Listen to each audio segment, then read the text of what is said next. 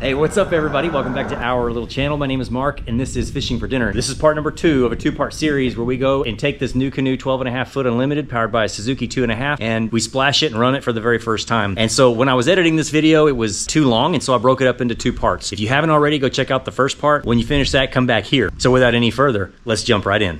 I had to trim the motor up. This is limestone rock flat. Glasses. Right, I found sunglasses. One of those are blue blockers. Hey, who remembers blue blockers? I think I still see some people wearing them sometimes. I don't go nowhere without my... I don't remember how does that song go? I remember the words to that song. Let's do a little walk around on this boat. So far right now, the only couple of accessories I've got is I bought all of this secondhand. So when you buy this Nucanoe, it is transom mountable, obviously, but you need to get this accessory or build your own. And so for me, spending $50 on something that was plug and play was a no-brainer. And it literally is just one bolt. It's got this one here, and then there's a twist knob down right there.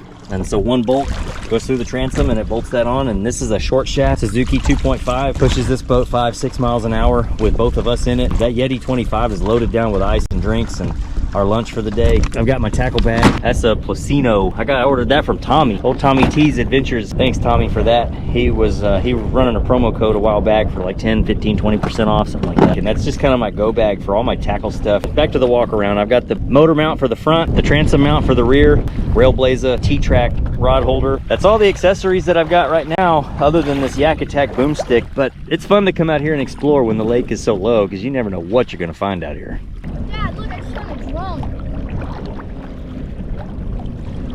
What? Oh, that's sick. You never know what you're gonna find out here when the lake is super low. Oh, and there's a camera mounted on top of it. Oh my goodness, this has been in the water for a while. So upon closer inspection, I saw that it was a GoPro Hero 3. Footage was from July 4th, 2014, and there was a couple of minutes of him flying around their party area at the park there on the lake. There was a lot of people there that day, a lot of boats. I cut out all of his footage to go to this right here. Some of you folks that fly drones might know what he's experiencing right now. I don't know what kind of drone he had. I didn't see a brand name. I wasn't even able to figure out, I wasn't able to track him down with an FAA number or anything like that, but clearly the drone's going down. So let's just take a moment of silence and watch this thing go down.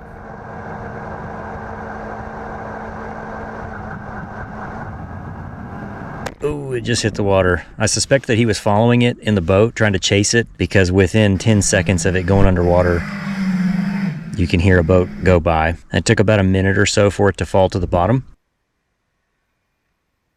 And it looks like it fell in about 20 foot of water at the time that the drone fell. And there you can hear some beeps. And that's the sound of another boat going over the top, or a jet ski. Here's some more beeping. And if you've ever wondered what a drone sounds like underwater, that's it. And then after 1 minute and 35 seconds, this big, large carp swims by to check it out. I thought that was really fascinating. So coming out to these islands out here on Canyon Lake, you definitely want to bring some shoes, good footwear. And these dead mussel shells everywhere. These zebra mussels. Part of the reason this lake is so clean is these zebra mussels, they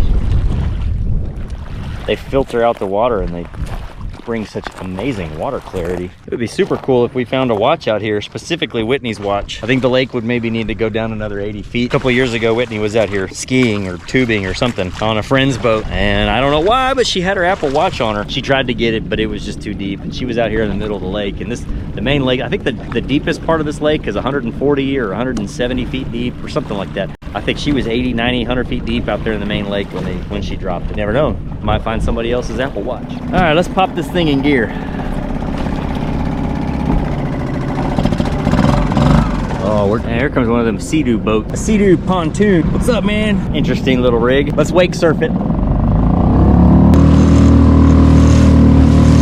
It didn't even flinch. Did you check the tank of gas? Yeah, I did just now. It's pretty low.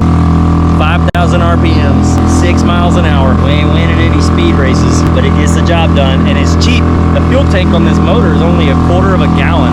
We're in the no wake zone now. We gotta slow the beast down. I don't want to be waking any of these boats out. This boat might be a little intense for some of them. 2.5 horsepower. There's a raw 2.5 right there. You hear that? I mean, that's how you know he's serious.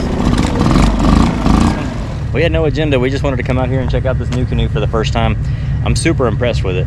We got some quirks to work out, and we're going to. It just takes time out here on the water and practicing, and get out here and don't be afraid to make mistakes with your kids, you know what I mean? Because your kids learn not only from the mistakes, but how you respond to the mistakes that you make. And if you've got one of these boats, let us know how you've got it rigged out. We bought this kayak catfish out of, run jug lines, drift for big blue cat. That's why the Suzuki makes sense to us there. If I were tournament fishing, that bow mounted trolling motor would be a no-brainer. But let us know how you have yours rigged up, what you use it for, what you've learned, what's worked for you, what didn't work.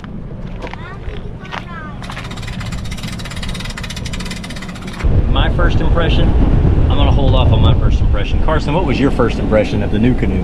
It was good. It was good? What did you like most about it? It has like, you can do everything in it. Okay. What would you change about it? How small it is. Like, it needs to be a little wider. A little wider. Okay, he says he thinks it needs to be a little wider.